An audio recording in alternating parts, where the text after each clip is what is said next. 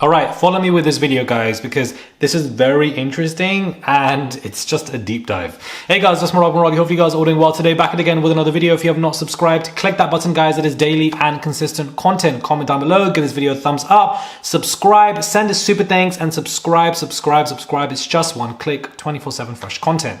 Daily and consistent. Let's get into this, where we all know about the Jonathan Odie. We know about the tapes and what he was saying from a couple of years ago and etc. But this is very interesting to me. The location of where this took place, which is, in South Florida, in Miami, is where all of this took place in terms of the tapes and etc. Now, if we look into Jonathan Oddie's ex-wife, who is very interesting, she was a lawyer. Now, she was a lawyer, guys, who was reprimanded. I believe her name was Tonia. She was reprimanded, guys, by the Florida State Bar for forging power of attorney for an elderly wealthy man to evidently steal his wealth. There is an article also that expresses how Jonathan Odie went suddenly from broke to buying properties left, right, and center. Evidently, there were a lot of shady dealings going on with him and with his ex-wife, who was a lawyer. As an attorney, there's a lot of shady dealings. But get this, guys, whilst her bar standing is good right now, she isn't the only one. She is not the only one at all. And I feel like, he obviously is not from America. I feel like there was some kind of marriage for a passport. I also feel like the ex-wife could have been, exploiting him or controlling him in some kind of way, considering the fact that she was stealing significant amounts from people and forging stuff. And I believe this was probably the route in how he went into SA, how he ended up in those freak-offs in some kind of way to try to get money on his own accord. But this is where it gets interesting. There is an article from a couple of years ago in 2021 that also displays the fact that there are several corrupt lawyers and judges, guys. The Florida Supreme Court in recent court orders disciplined 21 attorneys, disbarring 2, suspending 10, revoking the licenses of 1, and reprimanding 6. 5 attorneys were placed on probation and 1 was even, admonished. Now, it's not just attorneys, it's also up to the judges, right up to them, how corrupt they were and how, they were faulty, how they were disciplining people, they were ignoring stuff, they were turning a blind eye. So it's a huge track history of loads of lawyers, judges, the entire legal system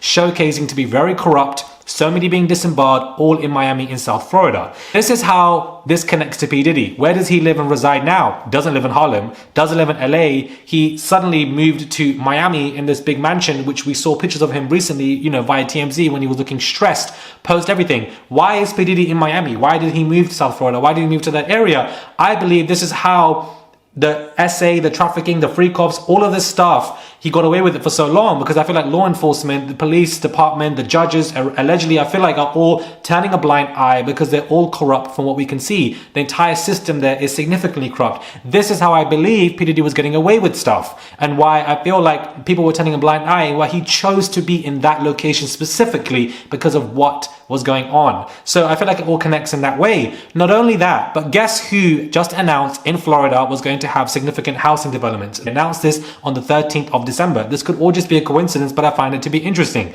TD Jakes, guys, just announced new investments in South Florida where he's going to be building housing developments. What is going on there, and why have you chosen to go to South Florida, Miami? I just feel like it's way too much of a coincidence for P. Diddy to reside there, TD Jakes to do all this stuff there. When it comes to Jonathan Oddie's ex-wife and the fact that she was corrupt, and the fact that there is now an article that has resurfaced of significant level of lawyers who are all corrupt and shady dealings going on, that is the perfect place to do business, where you can do illegal activities and people can turn a blind eye to it and you can get away with things. So this is why I feel like Diddy is there, and this is how it connects to Diddy in such a weird way, where this is why he chose to be in that location. Maybe you guys agree, maybe you guys disagree, but I feel like this is a theory, and I wanted to wrap up a deep dive in just 5 to 6 minutes so you guys get this information, and then we head on to the next video. That's just how I like to do it here. Make of this what you will, but I would not be surprised. I would not be surprised if this is how the shady dealings were being done, and how the fact that even the judges are corrupt. It's not just the lawyers who were disembarred and etc. or had their, state bar in trouble and etc., even up to the judges. Don't you think that these corrupt musicians or people in the industry know that? They know where to go, where to move, where the places are corrupt, and suddenly they place themselves there. I just find it weird that Diddy's also in there. TD Jakes is now suddenly announced to do stuff there. That's where, Jonathan Odie resided. That's where the ex-wife resided, and the ex-wife was a corrupt lawyer. They're not only the corrupt lawyers, there's a lot more lawyers and judges who are also corrupt, and this creates a perfect vicinity for shady dealings and illegal activities. Whew. Cassie really opened the floodgates because the deep dives, there's so much there now to see, let alone outside of SA lawsuits. And I don't think we're done with lawsuits, guys. I think this is just the beginning. And like I said in my last video, I don't believe the lawsuits have been settled outside the one with Cassie. They're still ongoing. We haven't heard anything. Subscribe to the channel, guys. Click that button for daily and consistent content. I would appreciate it. It's just one click. Subscribe, comment down below, click the notifications bell. Daily and consistent content on this channel. Inject it. And I'll catch you guys soon for another video.